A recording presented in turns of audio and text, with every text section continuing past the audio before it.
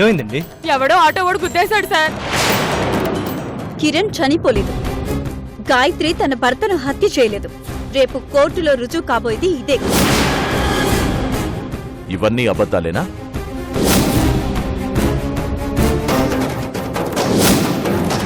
వద్దు, నా కూతురు నేను చెయ్యొద్దు. కంగారు పడుకో, నేను చెప్తే గానీ కాల్చర్లే. అబార్షన్ చేస్తావా? చేస్తాను.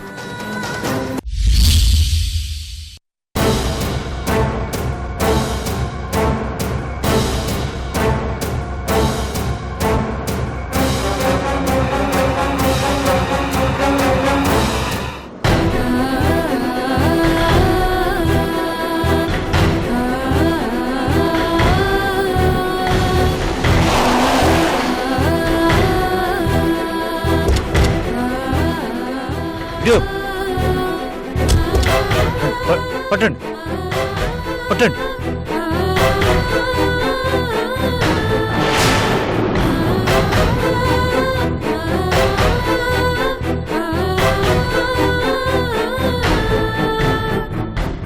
డాక్టర్ డాక్టర్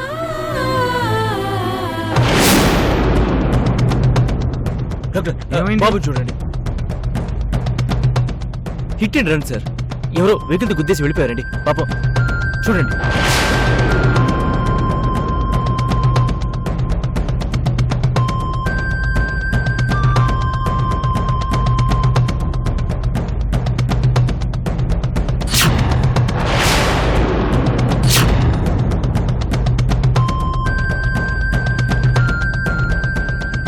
నందీశ్వర, ఏంటి లిటిగేషన్? మేము డాష్ ఇచ్చిన పిల్లాన్ని పట్టుకుని అబ్బిగాడు ఇక్కడికి రావడం ఏంటి? వాడు ఇక్కడ శ్వేతం చూశాడంటే ఇంకేమైనా ఉందా? ఇమీడియట్ గా ఐసీయూకి తీసుకెళ్ళండి. తొందరగా తొందరగా.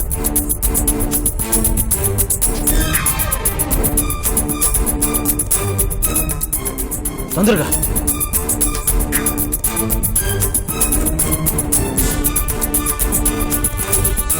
మీరు ఇక్కడే ఉండండి. ఓకే అండి. అదే అచ్చా, బాబు వాళ్ళ పేరెంట్స్కి ఏమైనా ఇన్ఫార్మ్ చేశారా? చేశాను సార్. ఇప్పుడే ట్రీట్మెంట్ తీసుకెళ్లారు. అలాగే సార్.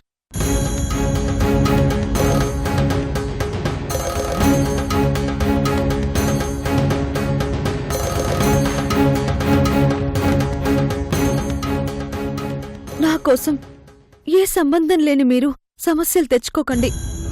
నా ప్రాణం కంటే మీకు మీ పాప ప్రాణం ముఖ్యం.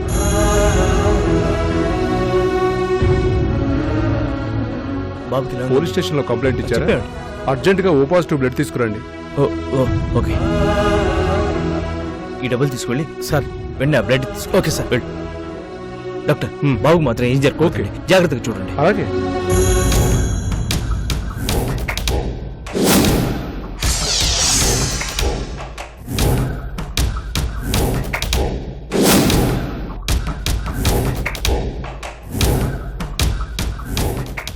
వీడిలా ఎక్కడ పడితే అక్కడికి వచ్చేస్తుంటే నాకు నా శ్వేతకి ప్రైవసీ లేకుండా పోతుంది.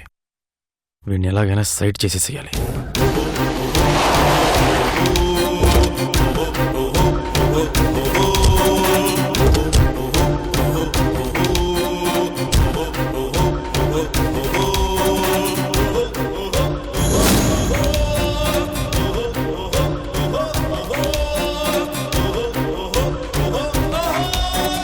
బాబు గురించి కంప్లైంట్ ఇచ్చింది మీరేనా? అవును సార్. బాబు తాలూకు పేరెంట్స్ వచ్చారా? ఇన్ఫార్మ్ చేసేవండి. ఈ లోపుగా వస్తూ ఉంటారనుకుంటా.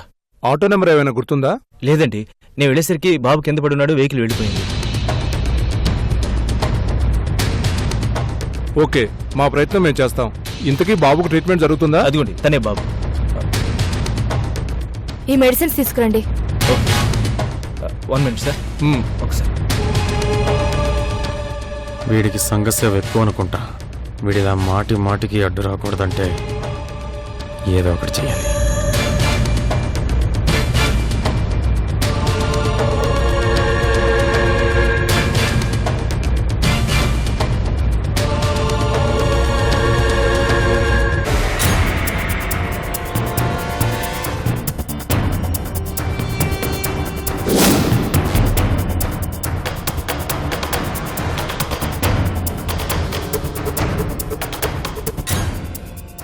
సార్ నమస్తే సార్. నమస్తే. మీరేంటి సార్ ఇక్కడ? ఏదో చిన్న పర్సనల్ పని మీద వచ్చాను. మీరు నాకు ఫేవర్ చేయాలి. ఓకే, సదా మీ సేవలో ఉంటాం. చెప్పండి సార్. కమ్.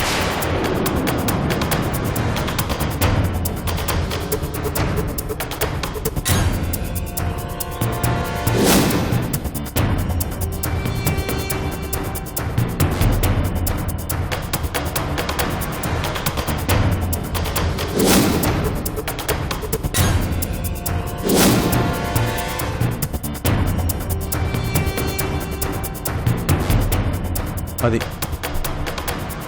Okay sir. పాత కేసులు ఏమైనా ఉంటే వాడి మీద తోసేయండి. మినిమం 14 ఏళ్ళు శిక్ష పడేలా చూద్దాం. అలాగే సార్. సాయంత్రం కలుద్దాం.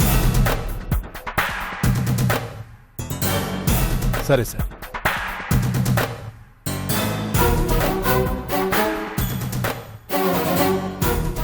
అయిపోయావరా నువ్వు.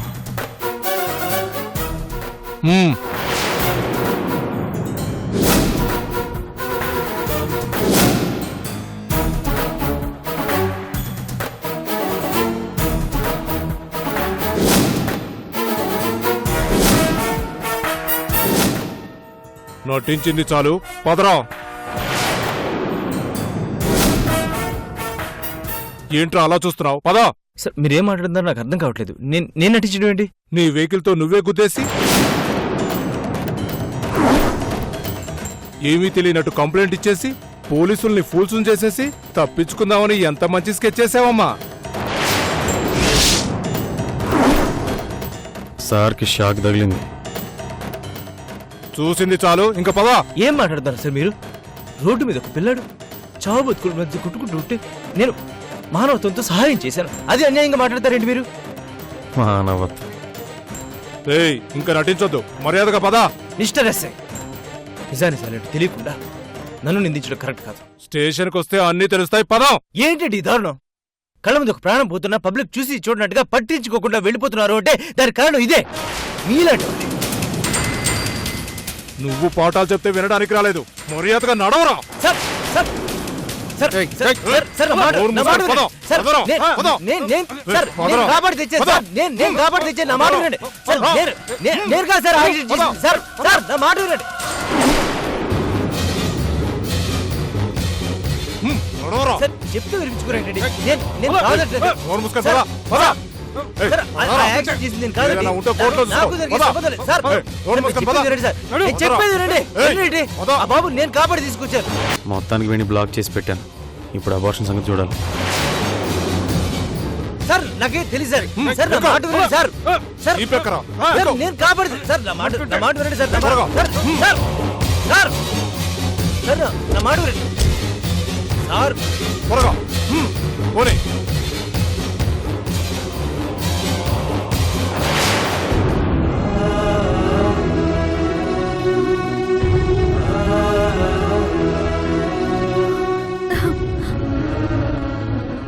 ఎవరికైనా తమ చావు గురించి తమకు తెలిస్తే భయపడతారు, బాధపడతారు.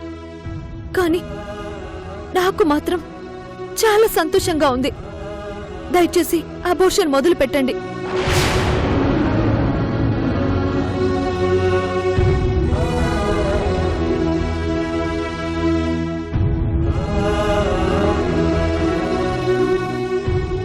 నా వల్ల అక్కడ నా కుటుంబం బాధపడుతుంది. నా భర్త నన్ను వెతుక్కుంటూ పిచ్చివాళ్ల తిరుగుతున్నాడు. నేను చనిపోతే అన్ని సమస్యలు తీరిపోతాయి. నా వల్ల కావట్లేదు.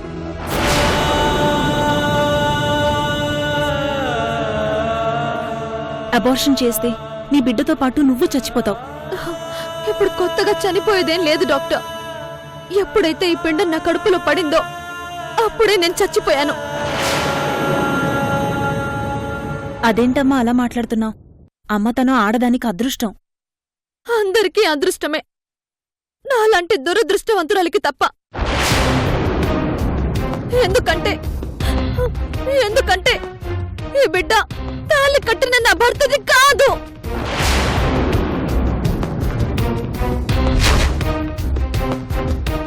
ఎవరైతే నన్ను పెళ్లికి ముందు పాడు చేసి పెళ్ళయ్యాక నా కుటుంబం నుంచి వేరు చేసి ఒక లంకలో బంధించాడో ఆ దుర్మార్గుడిది.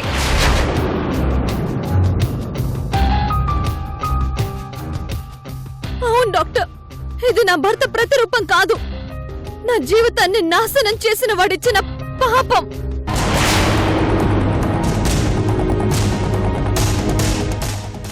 ఇది మోయలేక నరకం అనుభవిస్తున్నాను.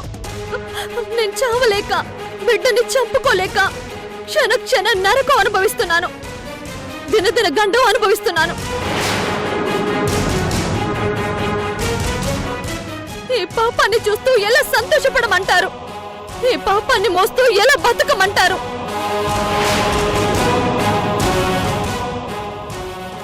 అందుకే తీసేయండి. ఇంకా మీకు చేయాలనిపించడం లేదా? ఇంతలా నెత్తి నోరు కొట్టుకొని చెప్తున్నాను, అర్థం చేసుకోరేంటి?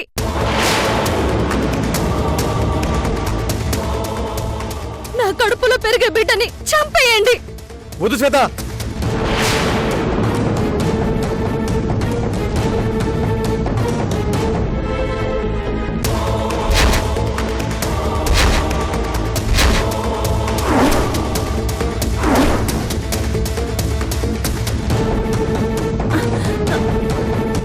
శ్వేత,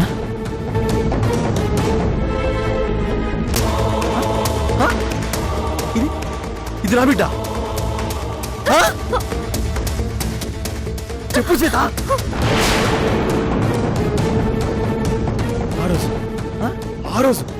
ఆ రోజు మన మొదటి కలయిక ఫలితమైంది.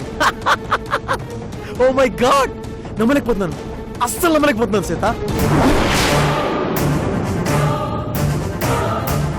అయితే నువ్వు కడుపులో మోస్తున్నది ఆ రఘురామయ్య వంశవారసుని కదా? మన ధనకొట్ట వంశవారసునా?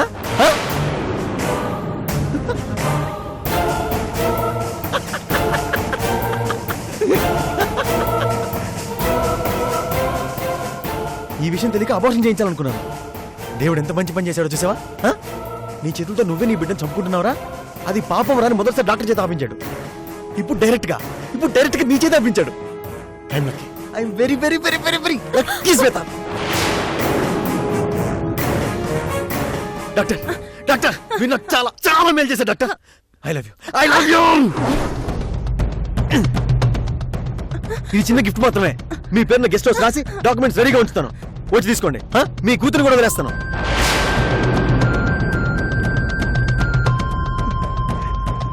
శ్వేత, ఇంక ఇక్కడ మనకేం పని? విడిపోదాం, పదా. నేను తండ్రిని కాబోతున్నాను. ఈ శుభవార్త మా నాన్నకి, మా అత్తకి, మా అక్కకి చెప్తే ఎంత సంతోషపడతారో తెలుసా?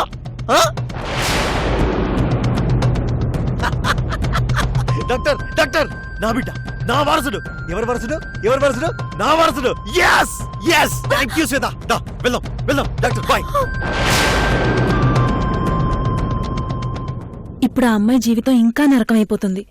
భగవంతుడా, ఆ అమ్మాయిని నువ్వే కాపాడాలి.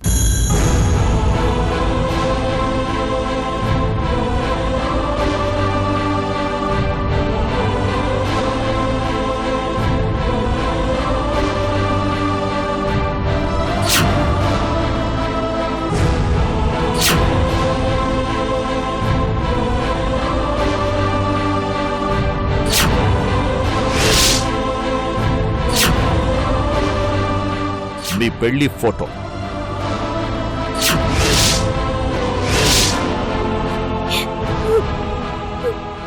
ఫేక్ ఫోటోలని, ఫేక్ ఎవిడెన్స్ లని చూపించి ఎంత డ్రామా ఆడుతున్నారో చూసావా వదినా? గాయత్రి, ఒక లాయర్గా ఒక ఇష్యూ గురించి 100 కోణాల్లోంచి ఆలోచిస్తాను. నువ్వు కిరణ్ రిసార్ట్కి వచ్చిన తర్వాత రిసార్ట్ వాళ్ళు చీట్ చేసింది నిజమే అయ్యుండొచ్చు. వాంటెడ్లీ నిన్ను బ్రోతల్ హౌస్ కి పంపించి అరెస్ట్ చేయించుండొచ్చు. పూజారి, కొబ్బరికాయలు అమ్మేవాడు అందరూ అబద్ధం చెప్పుండొచ్చు. ఇందులో ఏది నేను తప్పు పట్టడం లేదు. కాసేపు వీళ్ళందరి గురించి పక్కన పెడదాం. వీళ్ళందరికంటే నాకు ఎక్కువ అనుమానం కలిగించే వ్యక్తి గురించి మాట్లాడదాం. ఎవరో వ్యక్తి? రానా గారే కదా? కాదు, నేను అనుమానించే వ్యక్తి కిరణ్.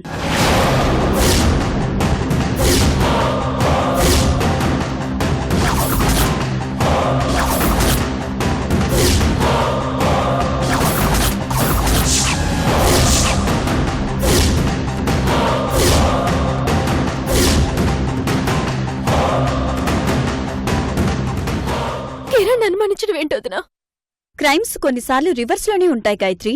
మనం ఎవరినైతే నమ్ముతామో వాళ్లే మనకు నమ్మక ద్రోహం చేస్తుంటారు. నన్ను ప్రాణానికి ప్రాణంగా ప్రేమించిన కిరణ్ నాకు నమ్మక ద్రోహం ఎందుకు చేస్తాడో తినా? అసలు అలా ఎలా ఆలోచించగలిగా? ఆలోచించాల్సిన పరిస్థితి కిరణే కల్పిస్తున్నాడు గాయత్రి. కిరణ్ గురించి నువ్వెక్కడెక్కడో వెతుకుతున్నావు. కిరణ్ ప్రమాదంలో ఉన్నాడని భయపడి కంప్లైంట్ కూడా ఇచ్చావు. కానీ కిరణ్ ఏం చేస్తున్నాడు? చాలా క్యాజువల్ గా బయట తిరుగుతున్నాడు. నీకున్న బాధ, నీకున్న టెన్షన్, నీకున్న స్ట్రగుల్ కిరణ్కి ఎందుకు లేదు? నీ గురించి రిసార్ట్ దగ్గరకు ఎందుకు వెళ్ళలేదు? నువ్వు మిస్ అయ్యావని కంప్లైంట్ ఎందుకు ఇవ్వలేదు? కిరణ్ వైపు నుంచి నాకు ఇన్ని అనుమానాలు కలుగుతున్నాయి.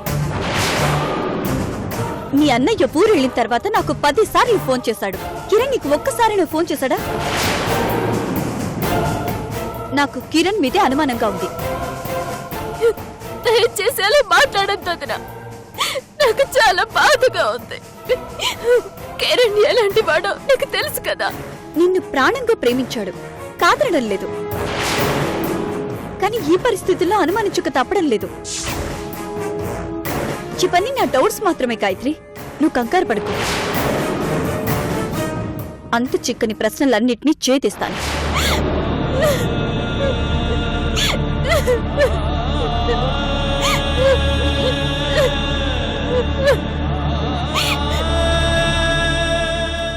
మరో అరగంట గంటలో రిషిబాబు శుభవార్త చెప్తాడప్పా. శుభవార్త తెలియగానే సంబరాలు చేసుకోవాలప్పా. ఏటనేయాలా? అట్లే అప్పా. ఈ తూరి పెండ్లి ఇంట్లో కదప్పా, కళ్యాణ మండపంలో ఘనంగా చెయ్యాలా. అట్లే అప్పా. ఏమంటావమ్మా? నువ్వెట్టా అంటే అట్నే అన్నా. ఇట్లాంటి పెళ్లి బీదర్లో ఇంతకు ముందు ఎన్నడూ జరగలేదని జనమంతా అనుకోవాలా. ఇకపై జరగదని కూడా అనుకోవాలా.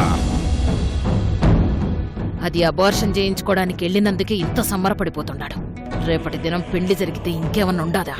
కోడల్ని కులదేవత మాదిరి నెత్తిన పెట్టుకుని ఊరేగరు. దాన్ని డెట్టా తొలగించుకోవాలా?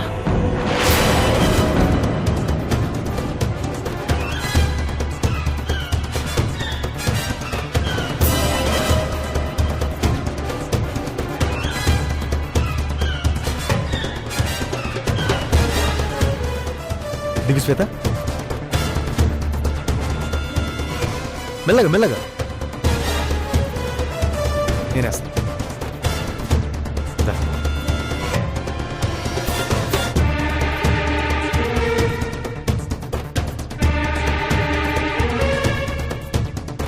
మెల్లగా మెల్లగా మెల్లగా.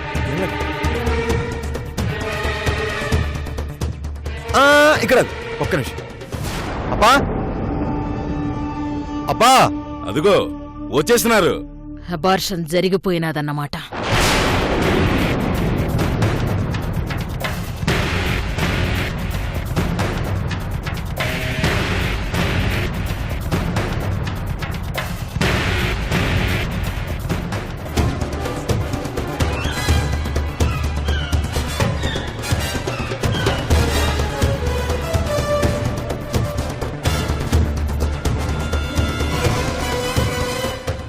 గుమ్మం కాడనే ఆగిపోయినామేందప్పా. లోపలికి రా. ఒక్క నిమిషం అప్పా. అత్తా, ముందు నా శ్వేతకు దిష్టిది.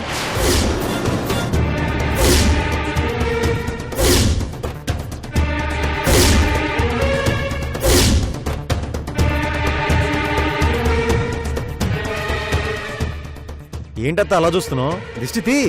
ఇప్పుడెందుకు అల్లుడు? చెప్తా, తీసిరా అత్తా.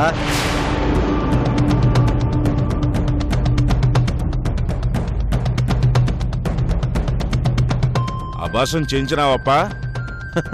ఇప్పుడు నేను చెప్పబోయే న్యూస్ వింటే మీరందరూ షాక్ అయిపోతారు కదా శ్వేత? ఏమైనదప్పా? ఒక్క నిమిషం అయితే చెప్తానప్పా.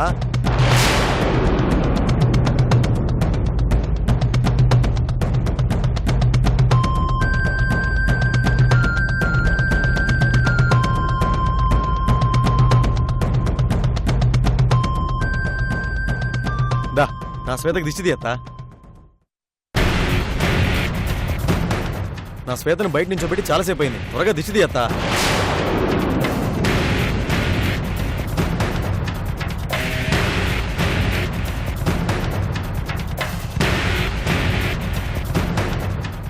ఇరుగు దిష్టి పొరుగు దిష్టి ఇంట్లో వాళ్ళ దిష్టి వీధిలో వాళ్ళ దిష్టి అందరి దిష్టి పోవాలా.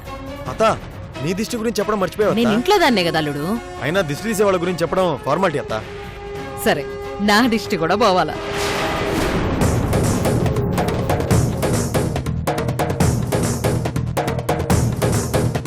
ఇప్పుడు లోపల అడుగు పెట్టు.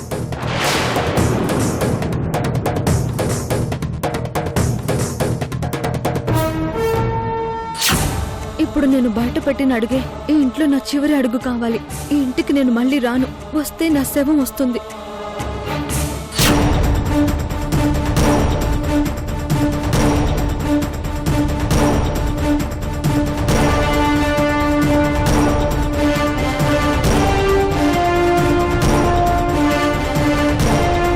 మెల్లగా శ్వేత. నిదానం. చూసి అందరినీ టెన్షన్ లో పెట్టేస్తున్నావు. విషయం ఏంటో చెప్పప్పా. ఇప్పుడు నేను చెప్పే మాట వింటే నువ్వు ఎగిరి గంతేస్తావప్పా. ఈ వయసులో అట్లాంటి రిస్కులు చేయలేనులే గాని అసలు విషయం ఏంటో చెప్పప్పా. శ్వేతకు అబార్షన్ చేయించలేదప్పా.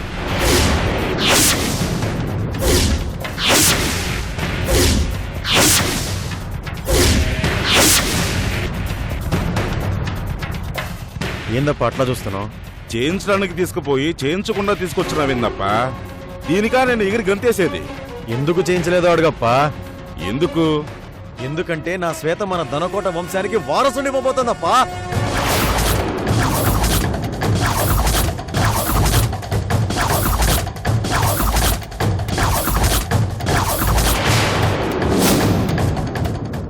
ఈ ఇంటికి నా బిడ్డే కోడలు కావాలా. ఈ వంశానికి నా కూతురే వారసునియ్యాలా. అందుకే దానిని దాని బిడ్డని చంపేస్తాం. నీలాంటి వాళ్ళని దేవుడు భూమి మీదకి ఎందుకు పంపిస్తాడు? చాలా ఎక్కువ చేస్తున్నా. ఇప్పుడు నువ్వు మర్యాదగా బయటకు వెళ్తున్నావా లేదా? వెళ్ళను. ఏం చేసుకుంటావో చేసుకో.